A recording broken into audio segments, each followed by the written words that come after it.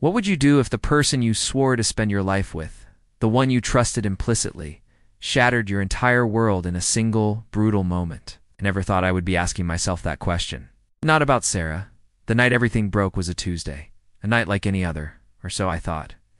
I was in our living room, the soft glow of the TV reflecting off the polished wood floor, waiting for her to come home from her late meeting.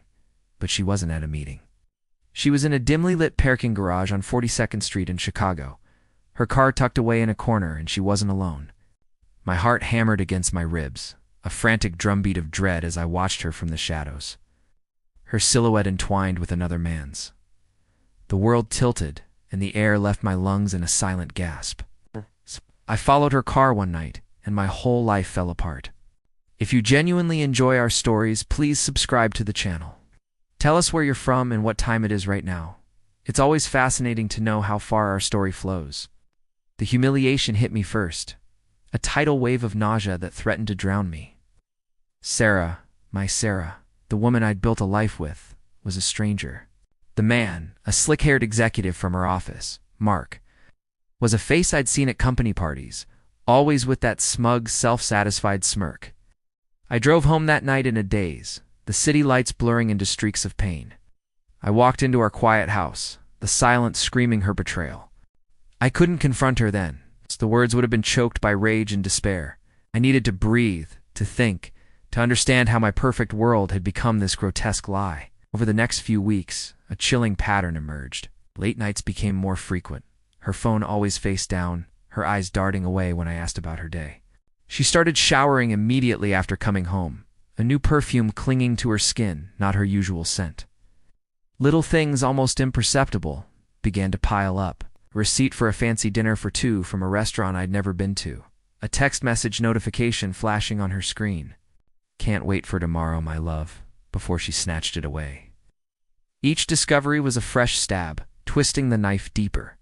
Sarah, once warm and affectionate, grew cold, distant. Her touch became mechanical, her words clipped. She started picking fights, small arguments escalating into bitter accusations, always turning the blame on me.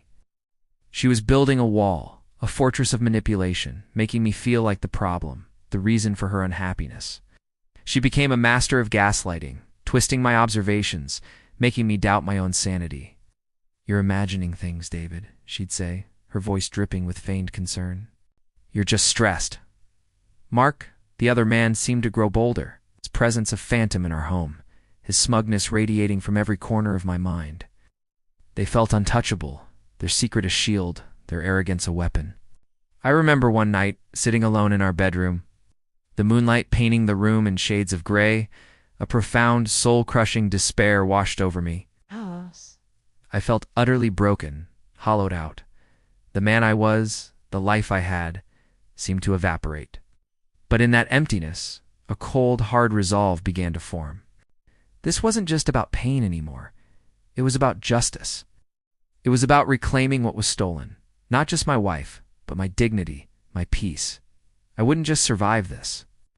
I would make them pay. My revenge began subtly.